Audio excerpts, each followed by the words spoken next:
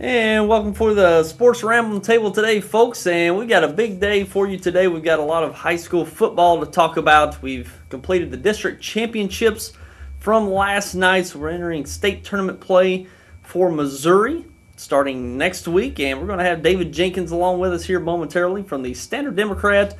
Talk about those matchups last night and the state tournaments going forward. We got a few teams here locally that are going to make some runs in the state tournament in football starting next week. So a very exciting time for high school football as we wrap up the fall sports season. Pretty much football is the one to wait on now to complete, and it's going to take another about 3 weeks to finish up as it does over Thanksgiving weekend. So a lot to look forward to in high school football going forward.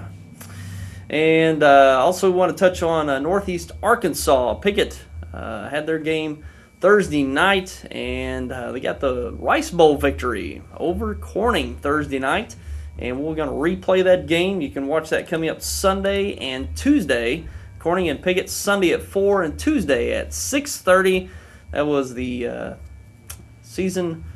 last game of the season for the Pickett Mohawks as they win the Rice Bowl for the third year in a row. It's been a nice run for Pickett in that Clay County clash with Corning. Again, you can watch that Sunday at 4 and Tuesday at 6:30. And now we'll move on to the games from last night in high school football in Class 1 District 1. The finals, Valley Catholic, the defending Class 1 state champion, defeated Monroe City 56-18. No problem for Valley last night as they advanced to the Class 1 state quarterfinals. And moving on to Class 2 District 1, Malden over Crothersville 61-16. No problem for the Malden Green Wave as they win that Class 2 District 1 championship. And quite a night it was down there in Malden. Quite a scuffle last night between those two teams. A couple players ejected from that contest, and certainly quite chippy in that game last night from Malden. And we're going to have David Jenkins. He was there at the game to give us the lowdown on that game. Quite a game there between Malden and Crothersville. But Malden advances to the Class 2 quarterfinals with that district championship. And we'll talk about their next round matchup in our next segment.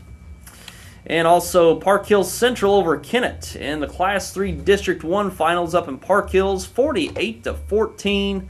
Park Hills advances to their Class 3 quarterfinal game. And Kennett, the 6th seed in that tournament, certainly the Cinderella story for this district tournament play.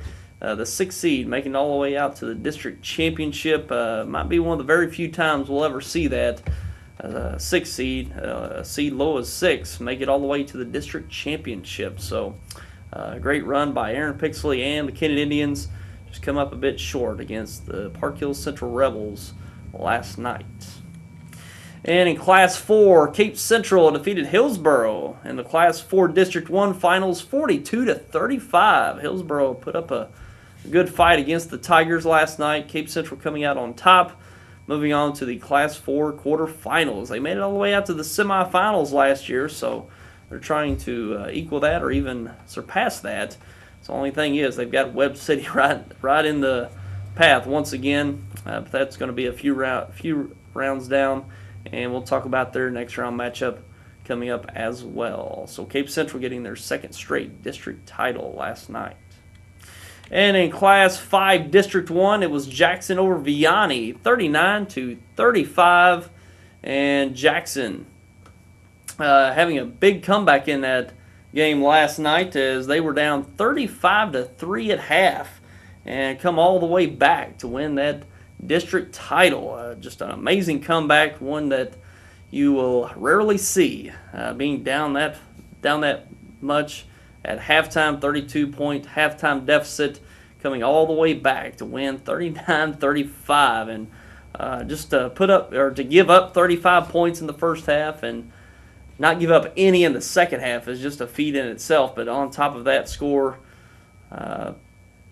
36 points in the second half on top of that. Just an amazing night for the Jackson Indians. They suffered quite a few injuries last week in the district semifinals, and knew it was going to be an uphill battle with Vianney coming into that game. and they just had a game for the ages last night to advance to the Class 5 quarterfinals. We're going to talk to David Jenkins about that contest as well. Jackson, one of the best teams in the area, right? Them and Cape Central, pretty much the top two teams from this year, and they were looking good to make a great run. Had a few injuries last week. It really looked like it was going to set them back, but they won in dramatic fashion last night, coming back on Vianney 39-35. And we're going to take that break and bring up David Jenkins of the Standard Democrat, and we're going to talk about these district championships from last night as well as their quarterfinal matchups going forward. And again, a very exciting time for high school football.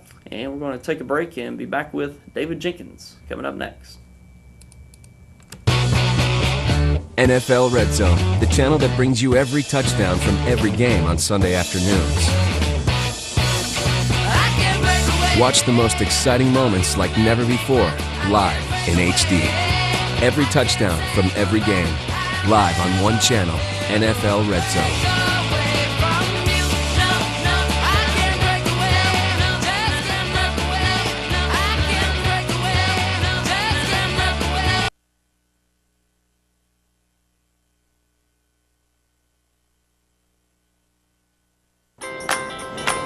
Deposit your check here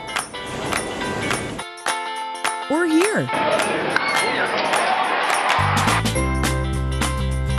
or even there. Deposit your check wherever you are with First Midwest Bank's new mobile deposit. Just tap, snap, deposit. It's that simple. New mobile deposit from First Midwest Bank, serving the communities we call home.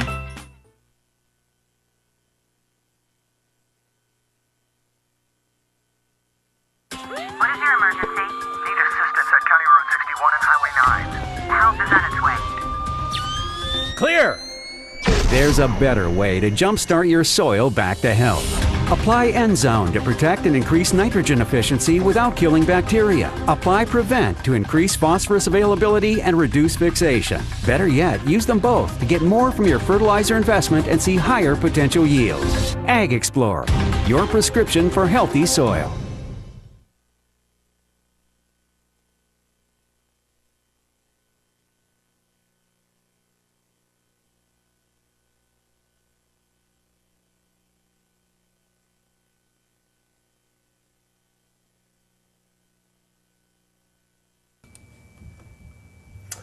And we're back, and now along with David Jenkins of the Standard Democrat. And David, it's good to have you back with us. Good to be here. Sure, and it's an exciting time. We had district championships last night throughout the area, heading into state tournament play in football, and not a whole lot of surprises last night, except for the Class 5 game. Yeah, that was amazing. We'll get to that. And you were on scene at the Class 2 final, Malden and Crothersville, and quite an experience last night. Yeah, it was a little lot going on there last night. It was we had good football, but you had some shenanigans going on too. So it was kind of a fun night, I guess. Sure, quite a scuffle and quite a few kids involved in that. When I heard there was a scuffle, but I thought that he just had typical scuffle out on the field. They separated them, but it went far beyond that. Yeah, it got a little out of control, and you can kind of both teams got out of control. A fight on the field between two players, and then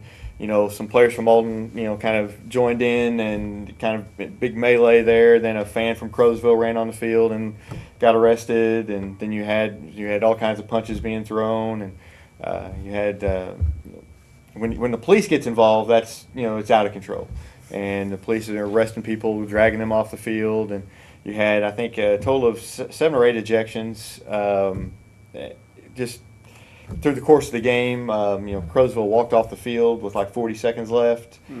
It's just a bad situation all the way around, and it just you wish it hadn't happened, because it was, up to that point, it had been a good game early. Malden was kind of pulling away when everything happened, but it was not what you want to see at a high school football game. Sure. Yeah, a little disappointing to hear that. I know these two teams are rivals. I know Crothersville's had the upper hand for a number of years, with Darryl Monroe and their crew just rolling over everyone, and now it's kind of flipped where Malden's kind of that team now. Right. So it's kind of funny. Last year, Crowsville won 60-18. This year, Malden flips it and wins 61-16. So they kind of wanted to match them, I guess. But yeah, it was unfortunate. Both teams were kind of chirping at each other from the start of the game, and some personal foul calls early, and they just kind of went from bad to worse. But and you hate to see that in a high school football game. Some kids from Malden are going to be out for the they were kids that were ejected. They'll be out for the next round, and so you hate to see that when they're going to be going to the quarterfinals. And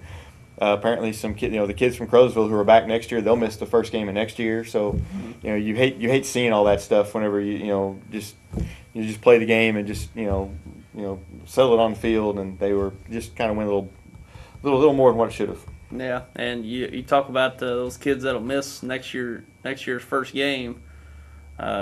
I know Crothersville's first game's been Mountain View Liberty. Right. I don't know if it's on the schedule for next year, but yeah, there's some pretty good players too that might have to miss that first game, no matter who it is next year. So you kind of look at it and be like, we learn from these things, I guess, and then I guess Crothersville players will learn from it, and their coaching staff, and and Malden the same way. Malden's going to the state quarterfinals without a couple of their players, so you don't want that. You want to be full strength when you're going in the deep in the playoffs, and it's not going to be that way. But so hopefully that's all that comes out of it, and they move past it, and it doesn't go over into basketball or anything, because you'd hate to see that. Yeah, but Malden's a heavy favorite going into this game. They were averaging 60 some odd points a game. Yeah. And they pretty much I don't know if they met their average last night. Yeah, I think their average was 61.9. They got 61, so they're pretty close. They're they're putting up a lot of points. I think they're proud of the fact they're putting up a lot of points. I think the state record's like 880 something from Lamar last year, who they may meet up with in the semifinals, and so they're going to have to score a lot of points to get that record. But they're going to be in the top 2 or 3, record-wise for the state, for sure. Yeah, they've just been rolling through the competition here. I don't know if they've even trailed at any point of the season, unless the other team scored first. Yeah, I started to say, not that I can think of, but maybe early in that first game against New Matter may ran a kickoff back early or something, but I really don't think so. I think Malden hadn't trailed in the game all year that I'm aware of. Yeah, well, it really gets interesting from this point, because Malden's in the Class 2 state tournament, going to be running in some very good competition coming up, and their next round game will be Cardinal Ritter, and that will be up in St. Louis, taking on the Cardinal Ritter Lions. And the only thing you can kind of look into that, Cardinal Ritter faced Sykeston a few weeks ago and got shut out 20-0. And from just looking in from the outside, Malden would match up well with Cardinal Ritter. Right. Cardinal Ritter's got a lot of speed, so that's going to help them out. I think Malden's better on the line, so that's kind of one of Malden's big things is their line play. So I think that play. I think Malden will be the favorite coming into the game, but Cardinal Ritter I think will play them a little bit closer, and maybe some of the Class 2 schools played them around here. I think Cardinal Ritter's probably a little bit better than Crothersville. So, but I still think Malden should win. You never know what happens when you get to a playoff game. You get up in St. Louis, you have different atmosphere, it's a different feel to it. So, Cardinal Ritter's always in the playoffs, it seems like. They're always, making noise. So, but Cardinal Ritter's a very young team. Malden's a lot of seniors. So, I would think Malden would be favored into that one, and then would play, move on to play Lamar in the semifinals if things work out, the way they should. Yeah, Lamar's 3-time defending champs? 2 times? I believe so. I believe 3-time. 3-time, and they've been certainly the dominant team. They roll through the playoffs, kind of in the same fashion Malden's rolled through their season so far. So that looms there in the semifinals if both are successful, which is expected, and that would be a big game, and presumably a Malden, I believe that game would be. I was hearing last night it would be at Lamar. Really? If the two teams met, they were saying last night that it would be at Lamar. Lamar wouldn't come to Malden. I think it did depend on Stratford and Mountain View Liberty. I think it depended upon that game. Who won that? But they were saying last night, and I'm not familiar with it enough that far, because it's always if this team wins and that team wins, so. But they were saying Lamar probably wouldn't be coming to Malden. They would be at Lamar, so it would be a trip over, 5-hour, 6-hour trip over there to Lamar.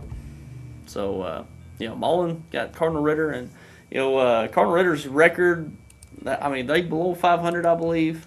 They're right around the 500 Right around mark. 500. I think maybe with their district tournament when they may have hit the 500 mark. They play a pretty tough schedule. They play a lot of good schools up around St. Louis. They really struggled going in late in the year before districts. Right before they played Sykes, and the coach talking about the team didn't have a whole lot of heart. There are a lot of young kids. They get behind a little bit and they kind of pack it in. They played a little bit better against Sykeston, and then after Sykeston, they've won their 3 district games and have played pretty well. So I think they're on the upswing a little bit with that young team, and like I said, they've got a lot of speed. But I think the line play from Malden will win out. Yeah, it's one thing. If you get down after getting down, you gotta be up for Malden because they'll put up some points pretty quick. Right, and young teams will do that. With a lot of young players, we see it around here all the time. The teams that are young, they'll get down on themselves pretty quick and won't stick with their game plan and things. And Cardinal Ritter kind of fell into that earlier in the year and lost some games by some margins they really didn't think they should. And but like I said, they improved against Sykeston a little bit, and then they've been playing better and better in districts. All right, and we'll move on to Class 1. Go back down to Class 1. Valley Catholic gets their district championship victory over Monroe City, and kind of same story, different year with Valley Catholic. I don't know how many years they're going on winning the state title. I know they won it last year. And rolled over Monroe City, the 2nd seed, and they advance on to the Class 1 state tournament, which they'll take on Marionville in the next round. And we're pretty much expecting Valley to roll through this tournament once again, aren't we? Same thing, different year. It's just Valley's going to roll, and they just reload up there. And Marionville's a good team. I think they give them. I think they seem to play them in the quarterfinals every year. It seems like, but but Valley handles them every year, and just like Valley handles everybody else. So it's just kind of the same old thing. Valley. They've just got their program rolling up there, and it's what everybody wants. In Class 1 is striving to be Valley. So yeah, I think last year was it Valley beating Hamilton Penny in the finals last year. Mm-hmm. So and they rolled over them, and they rolled over Western earlier in the year. Mm-hmm. They played early in the season. So if it comes down to Valley and Western again in the state championship, that's going to kind of be a snoozer. I think not a whole lot of anticipation for that one. I mean, you look at the teams there. I don't know a whole lot about them, but the ones that Valley has played Western and the Hamilton Penny they beat. It seems like Valley just it doesn't matter who you put in front of them, they're going to beat. And Valley could probably I would like to see Valley compete in Class 2. I'd like to see them up against a Malden or a Lamar or something. I think that would be a fun.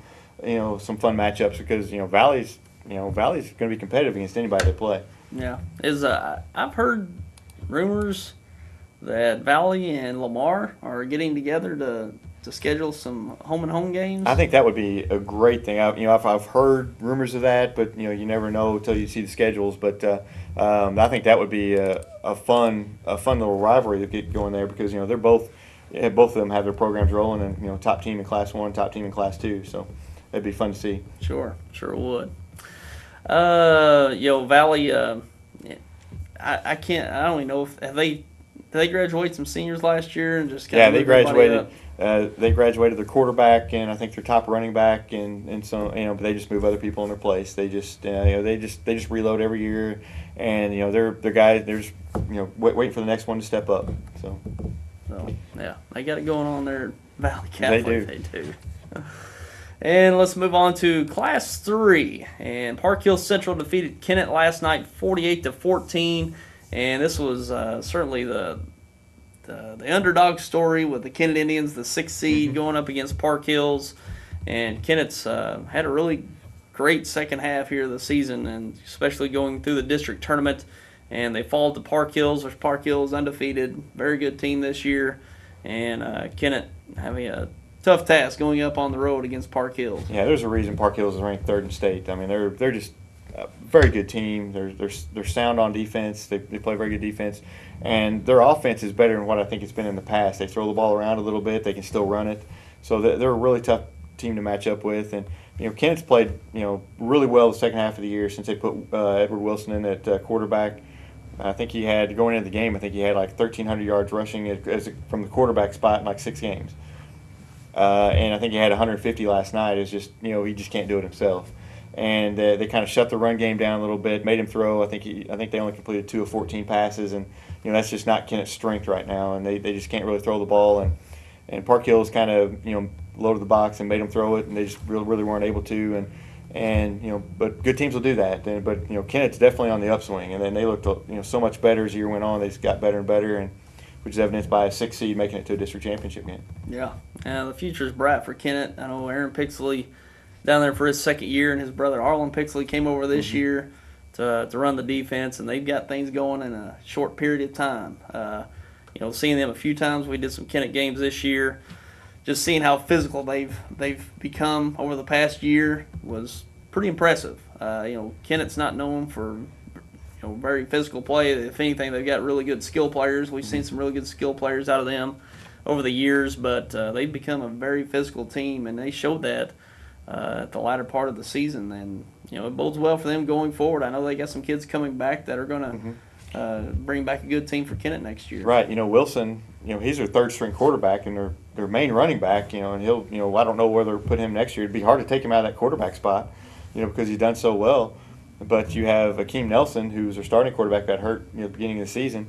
He's their normal quarterback, and he can do the same things that Wilson can do. So they're going to be tough next year. And the thing about when you win, have a little bit of success, and you get to the district championship game, you build some excitement with your program, and people start buying in more to what Coach Pixley was saying, about being physical, like you said, and a lot of other things, and you build that excitement. They can't wait till the next season. You get more kids out, you get them in the weight room in the summers, and you just kind of build on that. I know that's what happened in Sykeston a few years ago, and it really boosted their football program. It could do the same thing at Kennett. Yeah, Kennett struggled for so long that, hey, they went to the district championship. I might try that football out next year. Yeah, everybody's more excited. Kids get a little bit more attention walking down the halls. Right, your fans get excited, your school gets excited, and it can be a big deal. And all it takes is just a little bit of winning to it kind of builds. And Kennett hadn't had, they've not had that since the mid '80s. So it's a big thing down there, and I think that just is going to build them to bigger and better things next year. Yeah, a lot to look forward to there with Kennett, especially with Aaron Pixley there at the helm, and he's a big time coach. He can turn things around in a hurry. So it's going to be fun to watch Kennett over the next few years as they build that program up there in Kennett. And take a look at the Class 3 the state tournament. We're in quarterfinals here with the last 8 teams remaining. Park Hills Central going to be going up against John Burroughs or Bishop DeBourg, which they play this afternoon. And no surprise, John Burroughs is in the mix once again this year. Never fails. Whoever comes out of this area always gets John Burroughs right in their way. John Burroughs has handled Park Hills Central the last couple of years, and Park Hills is a little bit better, I think, than maybe what people think. But John Burroughs is still John Burroughs, and they've got a very good team up there. They've got an athletic quarterback who runs all over the place. They've got a great running back, as always. They always have a great running back. It's they can throw the ball a little bit. They're very good on defense. I would assume they're going to beat Bishop DeBourg, but I would think John Burroughs would continue to win that game. It's just a tough matchup for Park Hills. Yeah. Park Hills is strong.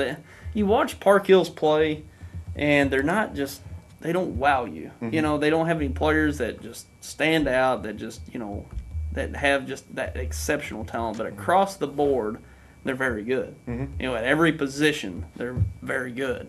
And they're very fundamentally sound. They remind me a lot of the teams that you see up in the middle of the state and over toward Springfield. They're just fundamental. They do things the right way. They're not, like I said, there's not one outstanding player, but as a team, they're very good. They the strengths and weaknesses. They know each other's strengths and weaknesses as players, and they play off each other very well. And it does. It reminds me of teams in the middle of the state to the Springfield part of the area. That's the way that a lot of their teams look, and it's just a shame they have to run up against John Burroughs, who they're kind of like Valley. They just kind of reload every year, even though they may not win it. Because you've got Maryville there and things, but John Burroughs seems to always make that state championship game. Yeah, and they haven't really won it, but they've been in it. Mm-hmm. You know, Yeah, it seems like they're in it every year. But Maryville's they're having a great run up there. The Spoof Hounds, great nickname. But they've had a great run of talent up there, and they, again, you talk about a fundamentally sound team who does things. They don't wow you, but they just they just score. They can score, and they play great defense, and they're a tough team. Oak Grove's a good team. California, the Pintos are a good team. All those teams over in there that are still alive are very good teams, and you don't want to match up with any of them in the state championship game. Right. And, that's one thing about football, especially here in Southeast Missouri, we're such a basketball area. Mm-hmm. You can kind of get caught up in the great players, which is like a running back or a receiver or a quarterback. Mm-hmm. But the teams that are just well balanced and good at every position on the field, 11 man deep there on the field, those are the teams that are your best teams. Right. And you'll come across teams like Park Hills that just don't, they don't have that great running back or great receiver, but across the board, 11 guys on the field on offense, 11 on defense, they play at a high level, and then that's when you get your undefeated season, your strong teams that make it deep into the playoffs. And Park Hills has kind of built themselves on that, where there's not a focus on one running back or this player or that player, but just as a team, and it's worked well for them, and they're making a third straight district title, so it's worked very well for them. Yeah, certainly has. And again, Park Hills Central goes up against John Burroughs or Bishop DuBois, which they're playing their game today. And down the road there is Maryville. They've won the state championship how many years now? I think the last 2 years. Last 2 years, so they're right there in the mix again. And those are your final 8 teams remaining in the Class 3 state tournament in football. And taking a look at Class 4, Cape Central got their district championship victory over Hillsboro last night, 42-35. Pretty close game there. Mm-hmm. Cape Central had a tough one with Hillsboro, and Hillsboro, pretty good team themselves. Right. A lot of people, I think, were kind of sleeping on Hillsboro. They didn't think they had a good team, but they do. They've only lost to, coming in the game, they only lost to SLU, which is a very good team in St. Louis, and Festus, who was better than what they normally are. And, then they beat Festus in the semifinal to get to play Cape. And, they're a very good team. They run the football and 3-4 yards of play. They're very big up front. Again, it's a fundamentally sound team. Nobody really wows you. They've got a good running back in Chris Walsh, but they got a couple of sophomore running backs who were their main running backs last night. And, they just try to get 3-4 yards of play. And they rushed for 400 yards last night. But the problem is they just don't, they didn't complete a pass. They're 0 for 3 passing. And Cape just had too many athletes for them and was able to outscore them. And Cape's had a very good year. Oh, yeah. Only a couple losses, or one loss maybe? 2 losses. 2 losses. I know they took Ladue and Chaminade. Chaminade. Both St. Louis schools. I just don't get that Chaminade game where they got shut out. Yeah, it was like 40-0. It was just kind of a surprise. It's just one of those games where, they didn't really, I think they, you make that long trip up to St. Louis, you don't really kind of get off the bus, you're not really with it, and you get behind and things just kind of snowball. I think it's just one of those games where, it was a meaningless game for them. It wasn't a conference game. It wasn't going to affect anything as far as districts went. So it just kind of one of those games where things just didn't work out for them and just kind of snowballed. But that's the only 2 losses they had were the 2 St. Louis schools, and they'll get another one on next week against Afton, I believe. But they're a good football team. They can run the ball. They can throw the ball when they need to, but most of the time they don't need to. They've got they can run the ball with Brian Owens and. The quarterback, Peyton Montgomery, he can get out there and run a little bit. And then when they have to throw, you throw it to Al Young, just kind of throw it up, and he catches everything. And he'll be the best receiver on the field no matter who they're playing. Yeah. And they've got a lot of athletes on the field, just athletes everywhere. Defensively, they're kind of suspect a little bit. Giving up 400 yards rushing to Hillsboro, you give up. They give up a lot of points through the course of the year if you looked at them, but. That's kind of their weaknesses, but they can outscore a lot of people, and they've done that this year. Yeah, and Cape Central wins their 2nd straight district title. Made a good run last year, all the way out to the semifinals. They ran into Webb City, which that's. Yeah, we talk about John Burroughs. You certainly don't want to match up with Webb City. Webb City, and taking a look at the Class 4 state tournament. Cape Central and Afton are going to play next Friday night. Is there anything say specifically about Afton? They're athletic. They're probably not as good as Ladue, who Ladue actually beat Cape Central earlier, but they're not as good as Ladue. I don't think. Cape Central probably should win that game. Afton has some young talent there, but and they do have some athletes that can match them. But I still think Cape Central has too much. I think they're too balanced. Then you look ahead and St. Charles West. They've played in the past and Cape Central's beaten them and. You got Westminster or Borgia. Those two teams, a couple of private schools, and they're going to be a fundamentally sound team. So that'll be a tough matchup. Whoever they get in the semifinals, that'll be a tough matchup. But it's a winnable game for them. And of course, then you get into the state championship game, and you look at those bottom four teams: Webb City and Harrisonville. Harrisonville used to dominate Class 3 and beat the likes of John Burroughs and stuff until they moved to Class 4, and then they get matched up against Webb City in the quarterfinals every year, which I'm sure they're not loving. They probably want some kids to move so they can go back down in enrollment. And and then Helias and Kearney, those are two very good teams, and that's going to be an outstanding semifinal game between Webb City and whoever they get in that, either Helias or Kearney. That's both those teams are outstanding. So this Class 4 tournament is bottom heavy, you're saying? Yeah, very bottom heavy. Those four teams on the bottom, I think, would have no problem with the teams on the top. I think the four best teams in Class 4 are those four teams down at the bottom of the bracket. So, your state championship game may be your semifinal game there, but you never know. That's why you play the games. Jackson was. They thought. People thought Vianney had Jackson beat up 35-3, and it didn't happen. So it's that's why they play them.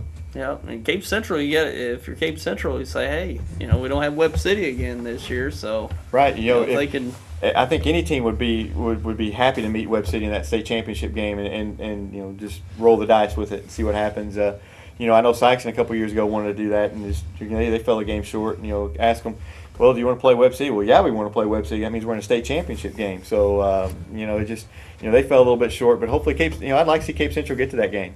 It's been a while since we've had one of our local teams make it that far. Yeah, and they had a good run last year, but you match up against the wrong team at the wrong time. Webb City's a tough matchup for anybody. It's just a tough. They are so good at every position and deep at every position, and they've got a D1 talented receiver this year that's I think he's going to University of Minnesota, and they're just loaded this year. They're as good this year as they've ever been. So it's going to be a tough matchup for whoever gets them. Yeah. They if you want to see just total fundamental football, they're it. They show the state championships on Fox Sports Midwest over Thanksgiving weekend, and they're likely to be there again. So if you want to see a fundamental, probably as good as you'll see when it comes to high school football, they will certainly it there at Webb City. Yeah, Webb City and Lamar both. Lamar runs their little tricky offense with a 2-quarterback system. They have 2 quarterbacks there. You don't know who they're going to snap to. It's fun. And then Webb City, they run that veer, and they run it just to perfection, and it's fun to watch. Both of them, I try to watch them play every year because they're fun to watch. Yeah, well, they got 6 straight state titles or something like that. I think something like that, 6 maybe 7. I don't know. I'm not a math major. I can't count that high. Yeah, it's amazing. They got their own little dynasty going on there in Class 4 football, and certainly the game of the night. Jackson defeating Vianney in the Class 5 district championship 39-35, and we just alluded to it previously that they were down 35-3 at half and scored 36 points unanswered in the second half to win that game. There's comebacks that you can believe and comprehend and fathom, but this one is just it's a head scratcher. Right. Most teams, you're down 35-3. You're just hoping you don't get turbo clocked in the second half. I mean, that's and really, from what I've heard and reading, they weren't, they kind of made some adjustments at halftime, but their coach basically told them, hey, go out the second half, at least play hard because you're going to remember this. This will be a lot of your seniors' last game. You'll remember this forever. And well, they did play hard. They just played loose, and sometimes when you don't have anything to lose, you think you've already lost the game anyway. You're just going to go out and try to make it close and make a game of it. And all of a sudden, next thing you know, you're back in it. They scored 22 points there in the third quarter and cut it to 10, and then had a couple of chances. They fumbled the ball like inside the 5 or something late in the fourth quarter, still down 10. And you think, well, that's ball game. And they get the ball back and score a touchdown, and there's like a minute left, and you're like, well, okay, well, they're going to have to get the onside kick and then score again. What's the chances of that happening? Well, they get the onside kick. Away, a little 5'7" kid gets it away from a D1 recruit at defensive end, a 6'4", 235 guy. The little guy gets in there and wrestles the ball away from him. So then they get the ball, and then they just, right down the field and score. And there's like 35 seconds left that Vianney has to get the, there's still plenty of time. It's like you scored too quick, but Vianney got down there, I think, to the Jackson 25, and then they weren't able to score. But it was, fortunately, was able to listen to the end of that game. That was a fun game to listen to and follow. That was kind of very surprising. Jackson was without their top 2 running backs, so they were basically pass only. I think they threw 60 passes for I think he was 35 of 60 for like 280. Van Dieven was, and he's icing his arm today. I bet that's a lot of passes for a football game. Throw 60 passes, but it was definitely a comeback. I can't remember a high school comeback anything remotely close to that ever. There's certain concepts of a comeback, I guess you would say. You can come back on a team, with I've seen comebacks 21 points, and usually the other team will score either once or twice to make it even that much harder, because you only got so much time. And to shut a team out in the second half after giving up 35 in the first half. Yeah, that was a surprise. That's the story right there. Is just a total 180. Giving up 35 in the first half, that's a lot of points, and giving up none in the second half. Whatever adjustment they made on defense worked. Yeah. But the week before in the semifinal game, they had a little running quarterback who caused them all kinds of fits from Oakville, and then last night the Vianney quarterback, a little freshman kid, just caused them all kind of problems. Running and passing, and whatever adjustments they made at halftime, they need to remember those next time they play a running quarterback, because that kind of took care of what they were doing. And Vianney just couldn't move the ball. I think they were held to less than 100 yards in the second half, and all they had to do the last time they had the ball was get 2 first downs, and the ball game's over. They couldn't get a first down. They gave it back to Jackson. Jackson scores, and then they get the onside kick. And sometimes you don't have to score, just get some first downs. But Vianney just couldn't even move the ball. And on the other side of it, when I guess momentum is going your way, you just think you can do no wrong, and whatever things just happen to go your way, and that's just everything went Jackson's way in that second half. Certainly did. And like you said, when you're up that much, 32 points in the second half, you don't have to score. You just got to eat up some clock. Have a few drives that eat up 5-6 minutes. Right. And you'll win easily. Because they're only 24 minutes and a half, and you have a couple 5-minute possessions. You've ate up half the time almost. So. Vianney just totally shut down in that second half. I'm sure they came out thinking, we've got this one. We just, let's just go put them away. And then Jackson's coming out just frantic. I'm sure it was a 2-minute drill the entire second half. We got to score as fast as we can, and I'm sure Vianney was kind of caught by surprise. And then once that momentum starts building, and Jackson was just feeding off of it, and the crowd, of course, I'm sure was going crazy in the pit. The pit. I know on the radio you couldn't even hear the announcers. All you could hear was the crowd, and you knew something good happened, because of the crowd cheering. You didn't hear the announcer say it, and it was a fun. I'm sure that was a great game to be at.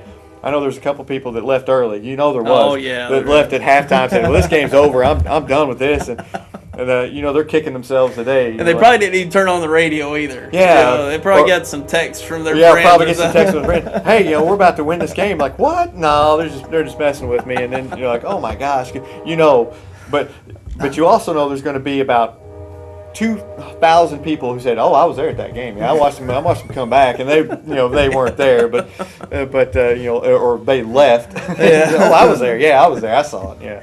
Yeah, No, it probably reminds me of a couple years ago, the 2013 NBA Finals. Yeah, Miami Heat were down there at the end with the Spurs, and all the people were leaving, and then they started coming back, and they started running back. People trying to come back in the gym. Yeah, that was. Yeah, I'm sure there's some of that at Jackson last night. You know, people hit the parking lot and they hear a cheer, and I'm like, well, maybe I should go back in there and check out what's going on here. Yes, I'm sure there was a lot of that. And I'll be honest that, you know, I take, you know, pictures and stuff where I can leave, you know, whenever I'm done. When I get I probably would have left that game at halftime. I probably would have been like, this thing's over, you know, and it would have been kicking myself. I might have been one of those that left early. Yeah. So, you know, in the pit, there's no other atmosphere other than like the pit. If you've never been to the pit in Jackson, you ought to just try to go up there one time because it's so unique because there's no track around the field. And the bleachers are right on top of the sidelines. I mean, right on top of them. And before the game, they will pump in that music, and it is just blaring. And it's definitely intimidating for the other team. And definitely. it's a big stadium too. How many can they hold there? Oh, I don't know. I've heard they've had what 10,000. Can you hold close to 10,000? I know against some of their games when they had their good teams like Mario Whitney years and stuff. They packed a lot of people in there because they'll line them up around the track. And I've been to a few of those games. I don't know how many people were there, but there was definitely 6,000-7,000 at least, I would think. You know, they pack them in there. Yeah, it's big, and like I said, the fans, especially on the visiting side. Oh my goodness, I've been to a couple games, and I mean, if you're sitting on the first row, you could have a conversation with a visiting player right on the sideline. Oh yeah, right? I mean, because they're right there. Oh yeah, and especially from the coaches, they've got to be uncomfortable just because they're just right behind them, on top of them. And Jackson has so many fans that they take up most of the visiting side. I started saying Jackson's students usually sit on the visiting side, so they're always chirping at the players and giving them all kinds of grief over there, and that makes it fun. I bet they were hearing it last night. Oh yeah, there's probably an element that Vianney probably had some doubt after the momentum started swinging, and that crowd will get to you, especially if you're on the sideline and you got them fans just bearing down on you like that. Yeah, I think play basketball game or something. You feel whenever the other team's coming back, and even if you've got the lead, you can feel it slipping away. And I'm sure Vianney had a lot of that last night, because that's never a comfortable feeling when you've got a lead and it's starting to slip away and you're like looking at the clock like this clock cannot tick fast enough. I think we've all been there at some point, and Vianney's just wanting that clock to tick. Like, what do you mean he was out of bounds? No, it's I'm sure there was a lot of that going on Vianney's sideline last night, and they just Jackson just found a way. Yeah, and certainly one for the ages. I don't think I'll forget that one, just because 35-3 ends up being 39-35. Just surreal how Jackson come back in that game, which they move on to the Class 5 quarterfinals, and they've got Ladue coming up, and it's going to be a tough test for them. You will. They need to get some people back healthy. They plan on having any of those guys back? I think they're hoping that one of the running backs who was out, he was left on a stretcher last week. He had a concussion, and they're kind of hoping he'll be back next week. And maybe one or two other guys are kind of hoping to get back. I think their number one running back, I think he's out for a while. I don't think he's going to be back any. But I think they're hoping to have a few of those guys back next week, which they're going to need, because I don't think you can go and play Ladue. Ladue, beat Cape Central earlier in the year, who beat Jackson. So that's going to be a tough test.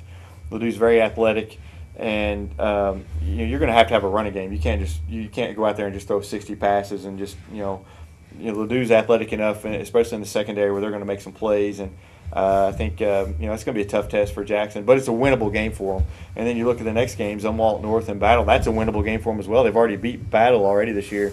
So you look ahead. There's not a team on there that I can't see Jackson. Jackson can beat every team on there.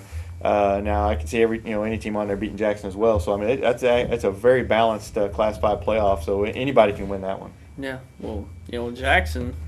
Just saying, if they're at full strength, they'd have a chance at winning the state title this year. And you never know, they might be able to do it anyway. And something like this, a big comeback like that, you start feeling like maybe this is our year. Just things are just falling our way. Maybe this is our year. They had kind of the same thing happen against Oakville. They were down against Oakville in the semifinals and came back and won it in overtime. And you think, well, they might be charmed where they just might continue on a little bit. And we've seen it in other sports where it happens.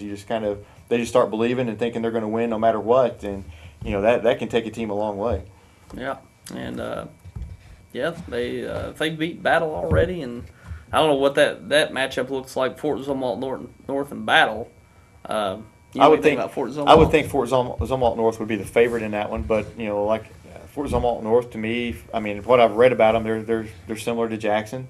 Nixa I know has a good team, and Carthage has a good team down there, but I don't know much about Fort Osage or Park Hill, but I know Nixa and Carthage, they have good teams, and they're going to be, they would be, but you're going to meet up with them in a state championship game, and we've already said you get to that game, and who knows? Yeah. So Fort Osage aren't they the top ranked team in Class 5? I believe so. I think they're up around Kansas City, up in that area, if I'm not mistaken.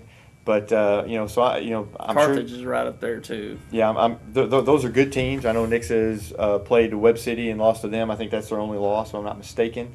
So I mean, obviously that's a tough test for them. But it's they're teams, but it's not like Jackson can't compete with them. I think Jackson can match up with anybody that they in Class 5. So pretty good draw for Jackson. They'll have a tough test with Ladue, especially having some kids out. Yeah, I think every game's going to be tough, and every one of those 4 games will be tough. And as you move on, I mean, anybody can win them. Yeah, but usually that Class 5 is just so brutal. Getting through it.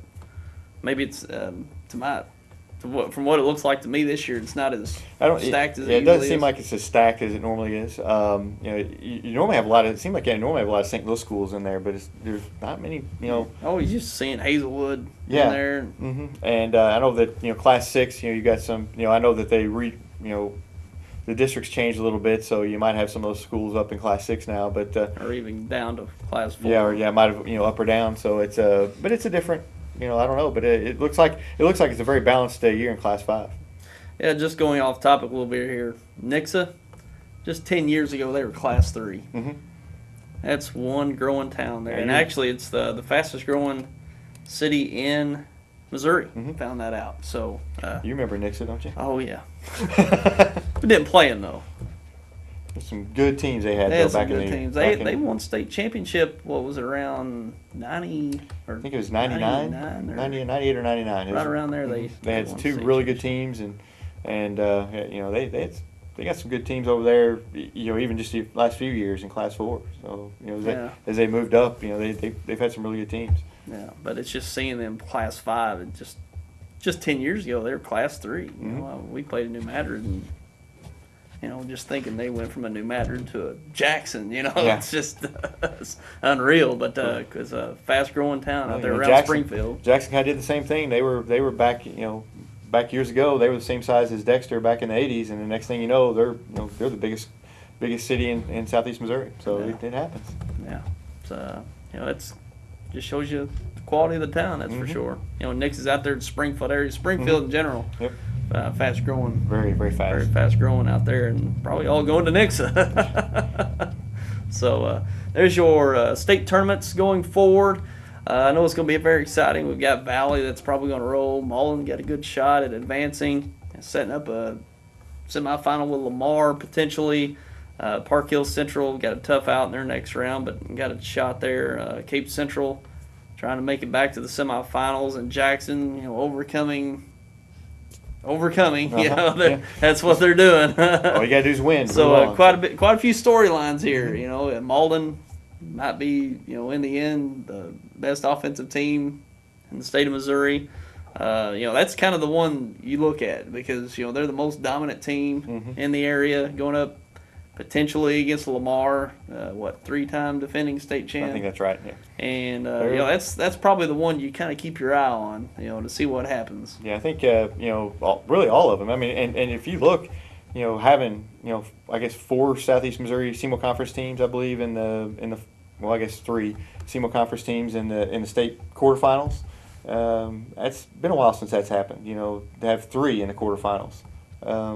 It doesn't happen all the time around here. Usually, the way the old system was, they get knocked off in the sectionals or something, and you wouldn't have. So it's and 5 teams from really 5 in all 5 classes that Southeast Missouri really is in, you have a team that's alive. So it's good to see. Yeah, and a very good year in high school football. We got some strong teams going to make some runs. And we'll see what happens. And only, about 3 weeks left in the season now, wrapping up over Thanksgiving weekend. We might see some teams go to the Dome there in the Edward Jones Dome in St. Louis. It'd be fun to see some teams advance. And it's there's going to be some, for that to happen, there's going to have to be some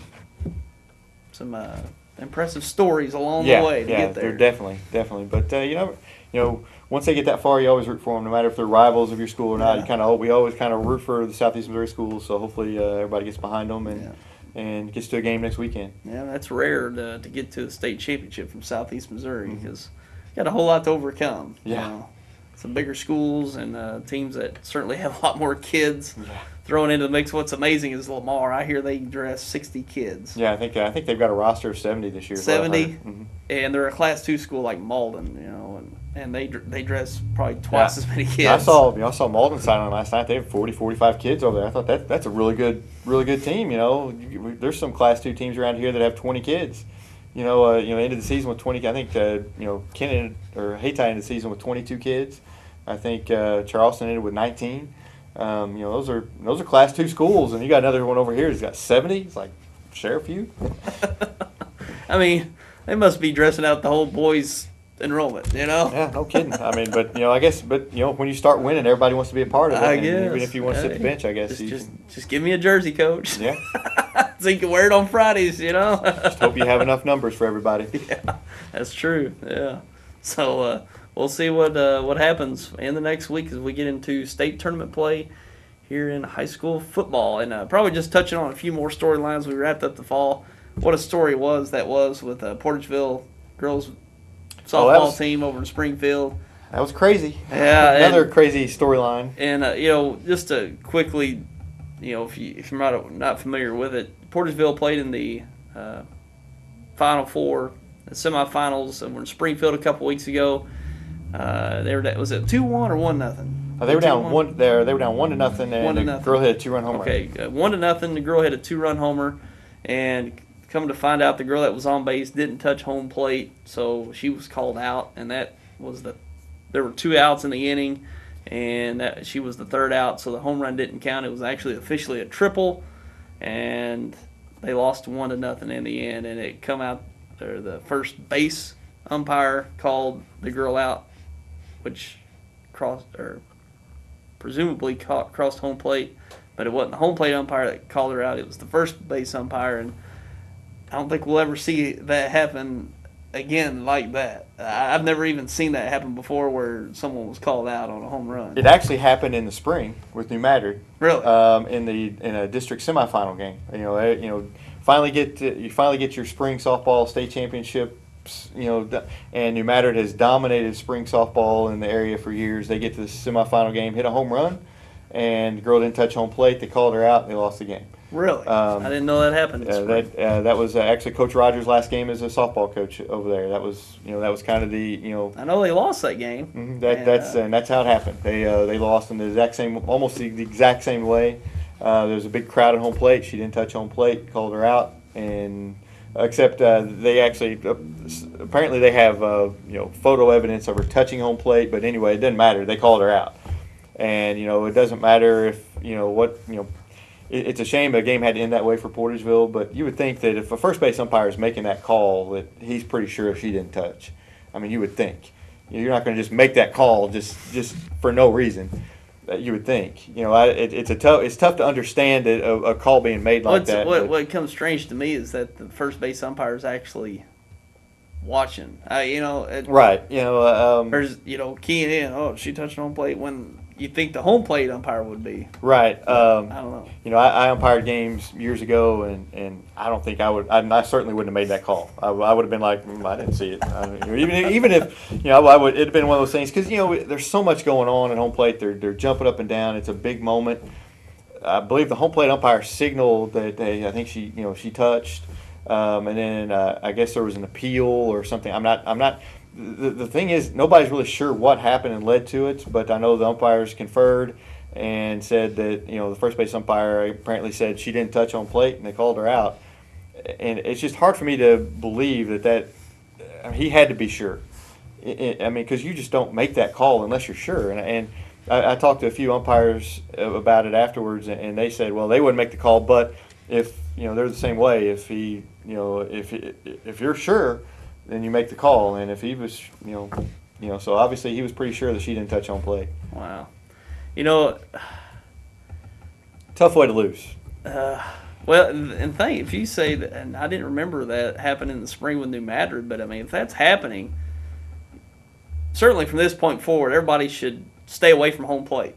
Because that's what happens. These players get around home plate and they want to congratulate the players when they're coming through, and it's hard enough for them to see if they touch home plate or not. But just to leave that open to chance that you're not gonna, might as well just stay away from home plate. Just stay away. Just let them cross the home plate and then go run into a crowd after that, because that whole home plate thing is certainly starting to backfire. And if you're from New Madrid County, apparently touch the bases. Touch the bases. That seems to be an issue there. Just don't mob them. I know you see it done in the major leagues, but just make sure. That's the thing. You watch a walk-off home run, and they're waiting at home too, and they just go running into the. And but there's like 25 players. You know, they go run into that mob, and the umpires are just walking off the field. Yeah. Whatever. And there's a lot of baseball. We see a lot of high school baseball, and anytime anybody hits home run, the team greets them at home plate, and usually they surround home plate and they watch them. You have a path to touch it, and there's a video, and it kind of looks like that's what Portersville did, but it's really, you can't, it's from center field, you can't see it real well, you can't really, and you certainly can't tell if she touched home plate or not from that angle. Because it was out of the frame by the time she would have touched home plate. Right, they were following the girl who was running, so you really can't tell, and I just keep going back on if he's making that call, she just had to not touch that. It had to be blatant that she didn't touch that, because that's just not a call an umpire is just going to make unless he's sure. You would just think. I mean, at least that's what I'm telling myself. It's just a tough way for Portersville to lose. Portersville did. The girl who hit the home run, though, she came back in the third place game and got the game-winning hit in the third place game to give Portersville third place. So it ended well for Portersville. Had they made the state championship game, they probably would have got beaten. I think the team that beat them in the semifinals got beat 16-2 or something in the championship game. So, if you're Portersville, you kind of look at it, it's a memorable final. It didn't end the way you wanted, but it's one you'll never forget. Yeah. And they ended up winning their last game, which only two teams can do that in your class. So I think it ended okay for them. It's just a tough way to lose that semifinal game. Yeah, it's certainly a story that will dominate dominate the minds of everyone, especially for the fall. Yeah, we kind of thought that it might even make some national news. That's just kind of one of those stories that makes a national news. Girl, but I think the only way it would have been worse is if it was a walk-off.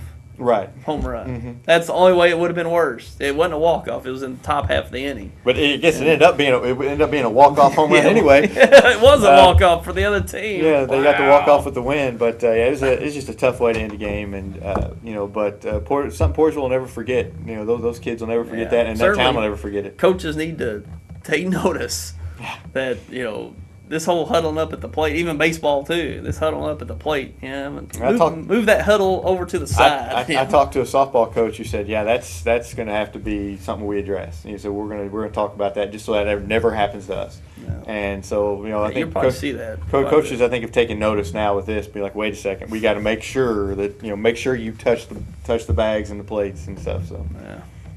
It is softball or baseball. Touch each base. That's how you score the run. So certainly tough for Portersville, but it's a strong season nonetheless. Getting to finish up in that, and the thing is that third place game was later that day. Right. They had to turn around and play that night 3 or 4 hours later, and then it went 11 innings.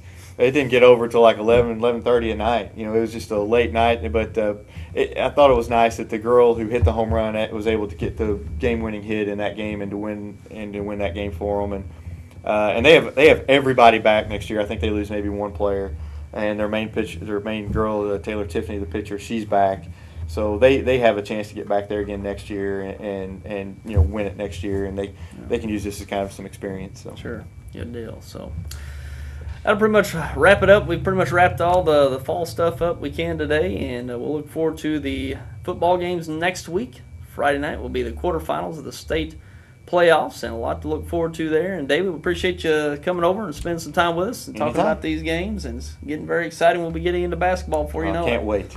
Yeah, it's tired of bundling up on the I sideline. know ready it's to get cold out there, brother. ready to get some gyms and watch some basketball. Yeah, I can't handle the cold. I can't Around this either, time, no. It's basketball. I bundle up like a Michelin man or something. And I look cold. I don't like cold weather. I know it. It's tough just sitting out there in it. Yeah, it's rough. But we'll look forward to seeing you back here with us next Saturday for another roundtable. And until then, I'm Tyler Wagner along with David Jenkins for you today from the Standard Democrat. Have a good week, everyone.